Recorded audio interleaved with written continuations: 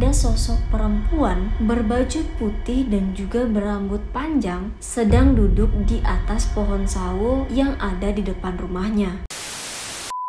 Hai guys, gimana kabar kamu hari ini? Oh ya, aku Olivia dan selamat datang kembali di YouTube channel aku. Buat kamu yang suka dengerin cerita horor, mistis atau kasus kriminal, kamu wajib banget buat subscribe YouTube channel ini. Nah, pada episode kali ini aku akan kembali menceritakan pengalaman horor yang dikirimkan ke email aku. Pengalaman menyeramkan ini dialami oleh seseorang yang bernama Kak Rena. Dimana saat itu Kak Rena ini tinggal di sebuah rumah yang kedua pemiliknya itu sama-sama meninggal saat melahirkan anak kembar. Gimana ceritanya? Tanpa berlama-lama, langsung saja kita masuk ke ceritanya. Check it out.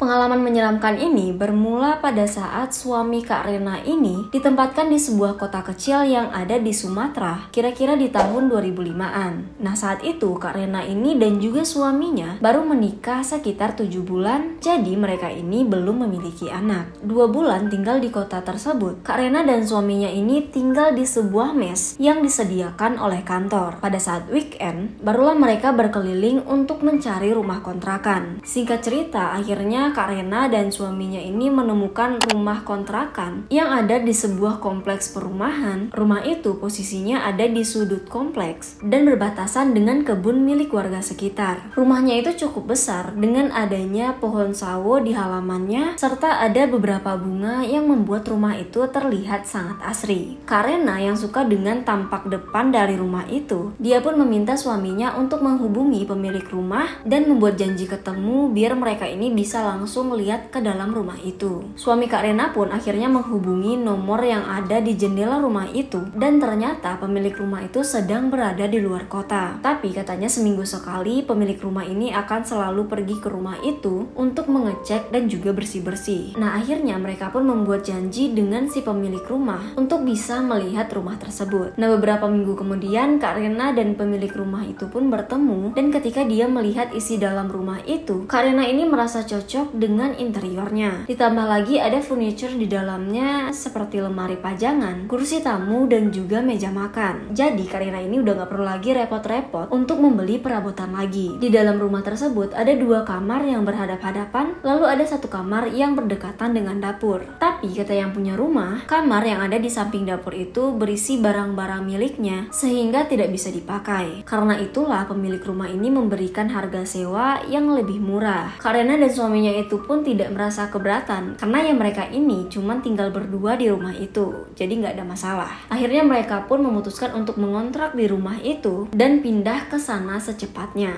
Nah, setelah tinggal di sana nih, Kak Rena ini sebenarnya sudah merasa ada perasaan yang tidak enak. Dia ini merasa setiap hari ada yang mengawasinya, apalagi kalau suaminya ini pergi kerja. Tapi ya saat itu Kak Rena ini nggak terlalu ngambil pusing dan dia menyibukkan diri dengan menjahit. Kak Rena ini menganggap kalau itu cuma perasaannya saja. Sampai akhirnya setelah sebulan dia tinggal di rumah itu, Kak Rena ini pun hamil anak pertama mereka. Nah, saat itu Kak Rena ini pun mulai merasakan gangguan-gangguan dari penghuni lain yang ada di dalam rumah itu. Mulai dari ia melihat ada bayangan putih yang melintas hingga seperti suara cekikikan yang terdengar samar-samar. Tapi ya dia berusaha untuk tetap berani dan menganggap kalau itu hanya halusinasi. Nah, suatu malam pada saat kandungan Kak Rena ini menginjak 6 bulan, suami Kak Rena ini ada kerjaan yang mengharuskan dia lembur di kantor. Dan kira-kira pukul 12 malam, Kak Rena ini seperti mendengar ada yang melempar-lempar rumahnya dengan batu. Karena penasaran, dia pun langsung mengintip keluar rumah. Dan saat itu,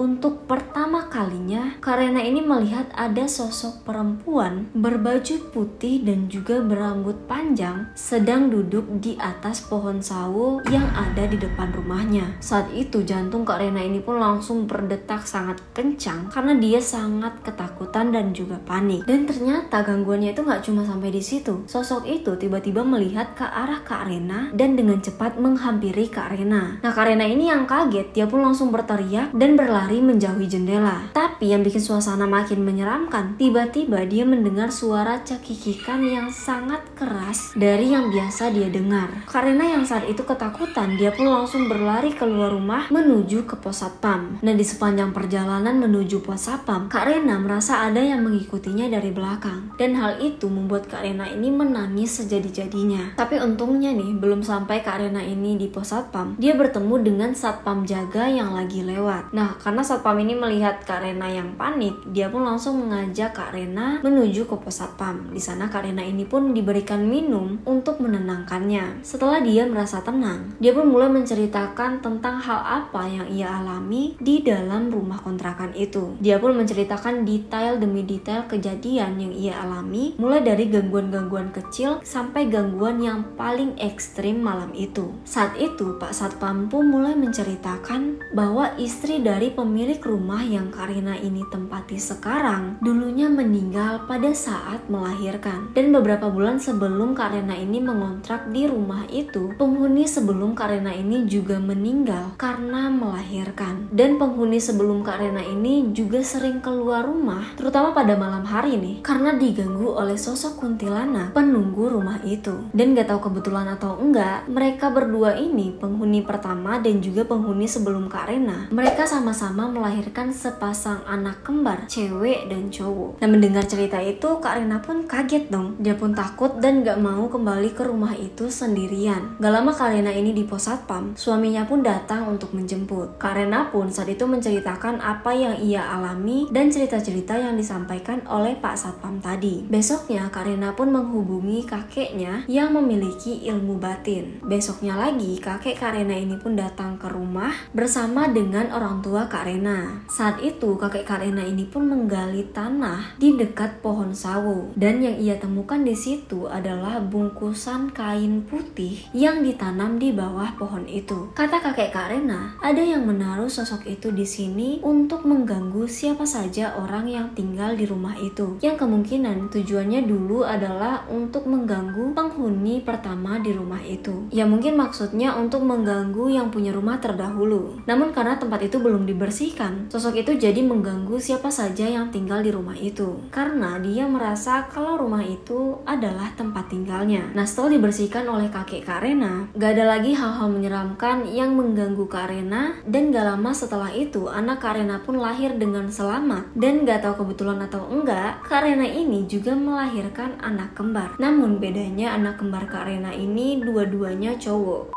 Oke guys, jadi itu tadi sedikit pengalaman menyeramkan yang dialami oleh Kak Rena dan juga keluarganya. Nah, kalau kalian juga punya cerita horor, kalian boleh banget untuk mengirimkannya ke email aku. Sekian untuk cerita kali ini, jangan lupa untuk like, komen, dan juga subscribe, serta hidupkan lonceng notifikasinya agar kamu mendapatkan update terbaru dari channel YouTube aku. Dan sampai jumpa di video-video menarik selanjutnya.